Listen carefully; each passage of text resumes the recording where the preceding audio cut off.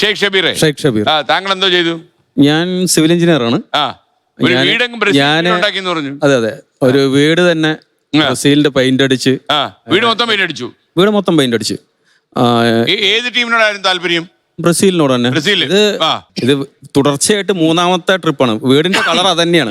അദ്ദേഹത്തിന് കിടപ്പറ വരെയുള്ള പ്രശ്നമാണ്. വീട് മൊത്തം 6 മാസമായിട്ടേ തുടങ്ങിയിട്ടുള്ളൂ. ഞാന് 9ാമത്തെ പ്ലേ.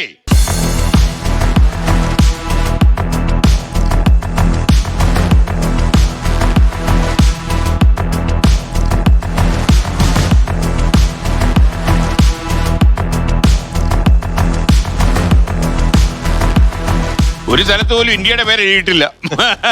അല്ല, ഇന്ത്യ വേൾഡ് കപ്പ് വന്നിട്ടില്ലല്ലോ.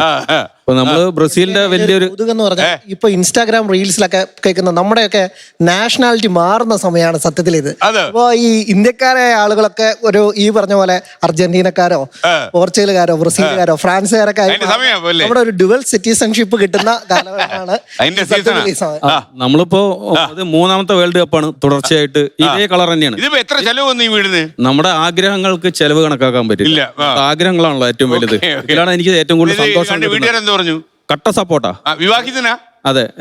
വെളിയിലാക്കിയോ? ഭാര്യ എന്നെയും വെച്ച് കൂടുതൽ സപ്പോർട്ടാ. ഭാര്യ ആർക്കാ സപ്പോർട്ട്? ബ്രസീലിന്. ബ്രസീലാ?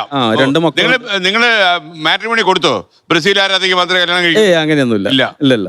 ഞാൻ ചെറുപ്പം മുതല് നമ്മുടെ റൊസാരിയോ റൊണാൾഡോയുടെ വലിയൊരു ഫാനാണ്. കൂടുതൽ ബ്രസീലായിട്ട് അടുക്കാൻ കാരണം.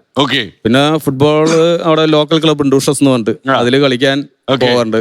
ലോക്കൽ ഇതെല്ലാം കളിക്കുന്നുണ്ട്, ടൂർണമെന്റ് എല്ലാം കളിക്കുന്നുണ്ട്. അങ്ങനെയാണ്.